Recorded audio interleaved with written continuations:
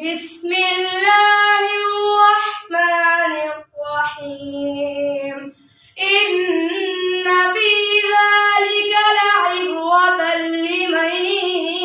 يخشى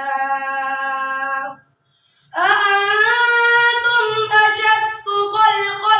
أم السماء بناها رفع سمكها فسواها وأغطش ليلها وأخرج ضحاها والأرض بعد ذلك دحاها أخرج منها ماءها ومرعاها والجبال أرساها متاعا لكم ولأنعامكم فإذا جاءت